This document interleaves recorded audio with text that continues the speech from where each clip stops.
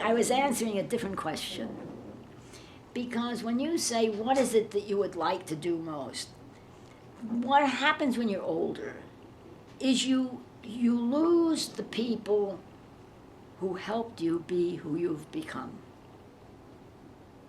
And when you have had a very rich life, that means a lot of people have helped you. So your loss is even bigger. And that's hard to deal with. The second thing that's hard to deal with is I used to be a very brilliant, capable person. I did all kinds of remarkable things, okay? Now, a 3-year-old can do more than I can do, better than I can do it.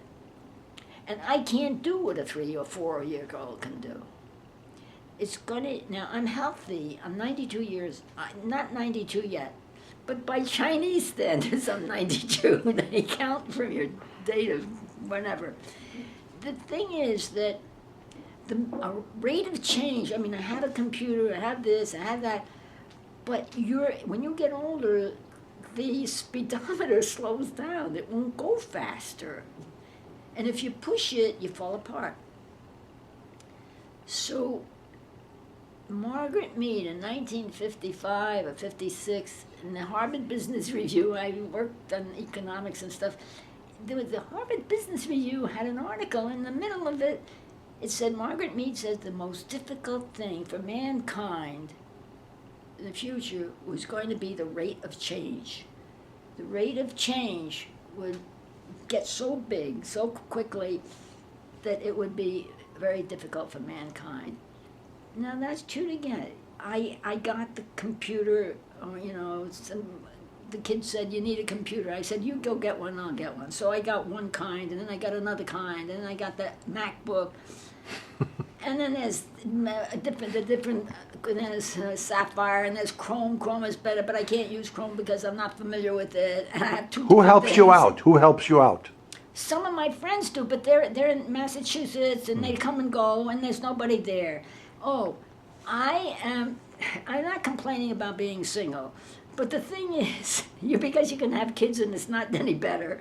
But the thing is that what I said before was, before, when I was younger, I was working with a person who was my boss, but we worked as colleagues. He was very bright. He had a problem being in Standard Oil because he was Jewish, and I had a problem because I was a woman. So between the two of us, we did very well. I mean, because I was in that organization, because I had somebody who was a partner, and we worked as a team, but he had a wife and he had children. I mean, it wasn't that kind of a team, but intellectually, you can get hooked in with another person that's in a very significant, meaningful way, whether it's an opera singer, whether it's a violinist or a painter, whatever. But you need other people who support you, who appreciate it or are critical of it or whatever. Well, that kind of working together with one another. For example, I knew that when we had this concert, and I heard that they were doing it, and when they had this big exhibition of a thing that was the Chachkar, the Bible. The Bible, okay, yeah, manuscript. Manuscript. That manuscript was worth, I don't know, there was over 600,000 because it was over $500,000, and they knocked it down to that. And a lot of collectors were trying to get it, museums, but the Met had a bid on it for a year. And if they didn't get it, it would then go on the market. That man wouldn't let it go. He wanted to sell the whole collection, wherever it was. So this was in October of 2009. And they were afraid that it would end, and they got the money, but then there was a question of, they had to get it through the acquisition committee. And I thought of Betty Mugar, because I met her through a bag of pistachio nuts. I like skiing. I went to see my friend in New Hampshire to go skiing, and she had kids that were, teenagers, and I realized I was going into their home, and it's the day or two after Christmas, and I have no Christmas present. My Uncle Bear always gave me a 5-pound bag of pistachios. It's wrapped and everything. So I took it out of the back of the car. I walked in with a bag of pistachios. Oh, the kids were all crazy. 20 years later, they talked to their friend of theirs, playmate, goes to Harvard Business School, the first person, and she goes to Standard Oil, and she's working at Standard Oil. And they say, oh, we have a friend. You have to look up Arax Simsarian. She's a friend. Look up. I didn't look her up. She didn't look me up. But we were at a meeting, and I heard her name, so I went and talked to her. Now, she married Jean-Marie Eviard. He's French. Betty Mougar's mother is French. So they got married, and I invited them. They lived near me, wherever I live. And so I had them over for shish kebab. And when she walked in my apartment, she saw a painting. And that painting happened to be one of, tell me the name of Sarkis, whatever. Khachaturian? Khachaturian, yeah. Baba. It was one of his. My dad was a lawyer, and Baba, we were really close. So there was an exhibition, and I picked that painting, and I purchased it, and I had it in my. And when she walked in, she said, oh, Arax, where did you get that painting? So I said, well, I'm my father, I got it that way. She said, oh, so she let it go. This is 20 years, I don't know, it must be 50 years ago.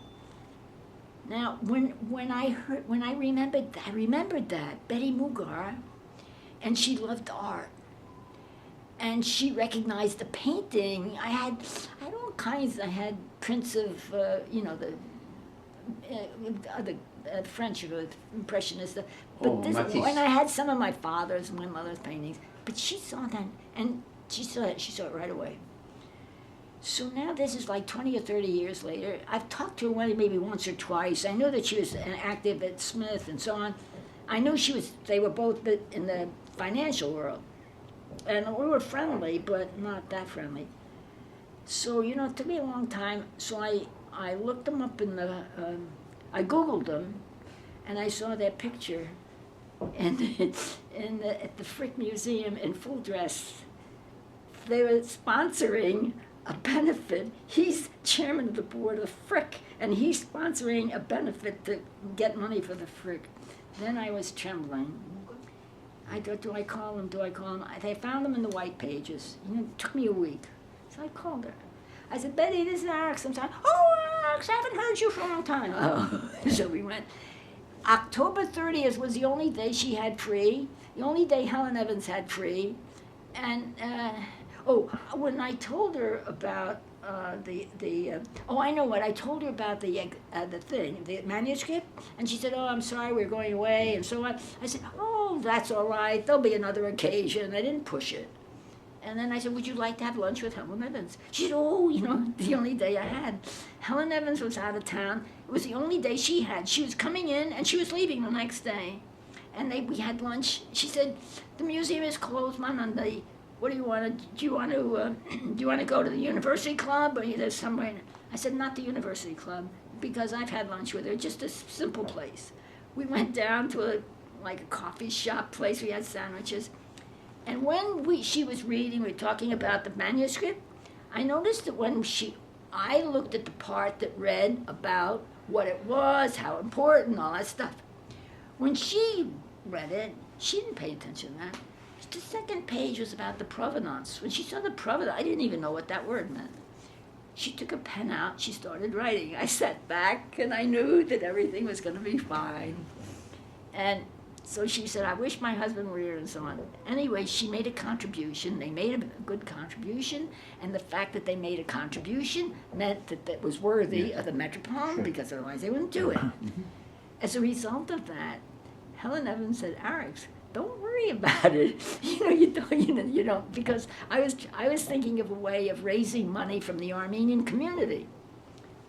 So that's how I got connected with Helen Evans. The second thing I want to say is that my interest in Helen Evans, the museum and art and these things is not primarily in trying to elevate the Armenian community, to have more Armenians and do any of that. The thing that I have learned from my growing up and everything, and that is being a Christian is the most important thing. And that's a whole nother story. And I have a thing, I had them pass out a thing that my mother always gave for a thing about, when she used to give concerts, she'd pass it out to the American thing. Every Armenian, if you ask an Armenian, the most significant thing is their church and so on. And she's Polak, but she started the first school and so on. We had to go to Sunday school every Sunday. Even if we were on the road, we had to stop the car and go to church and Sunday school. And when we graduated from high school, she never asked us another question. But you know, that education and how my mother and father lived their lives influenced how I lived mine and how my brother lives his. And I think that the other thing is that what I learned from Helen Evans, from the art, and this applies to music as well as to that form of art. Music, you can talk to anybody if you use music. It doesn't make any difference what kind of music you use. Music can speak any language. They might not get appreciate it very much, but it's a way of connecting without politics. And art also depicts that in a way. And so what I learned when I took the course that she gave us was that the first class that she gave, the first slide was on the left was a picture of the cathedral here in New York, and on the right was an Armenian rug, not much bigger than that. And she wanted to know what was it about the church that made us know that it was an Armenian church. No matter what we said about it, she said, well, there is this in such and such a place, in other countries. Same thing about the figures on the rug. So on the rug, she finally said, well, you can see the handwriting on the top. It probably was the guy who wanted to buy it. But in that course of Armenian art history, what one realized was that the cultural development of any country is the crossroads, the Crusades and all the difference that came, and the things going in and going out. And when I was a kid, people would ask me questions, or when I went to college and the graduates were from Turkey or somewhere, and there was a tea. And one time I said, what's your last name? And she said she gave it. It was a Turkish name. So my friend said, I'll leave you two to fight this out. I said, you stay here. I said, I told her the story about the yalanchi, the eggplant, the chalk cutting there. One of the stories, I know what I said. I said, one of my favorite things is yalanchi, and I asked her something. I knew I asked her something. I knew the answer, but my feeling is that for every Armenian that got out of Turkey before 19 whatever it was, there was a good Turk that helped them get out. And so I don't feel that my whole feeling about behavior and what you do and what you work at or whatever it is that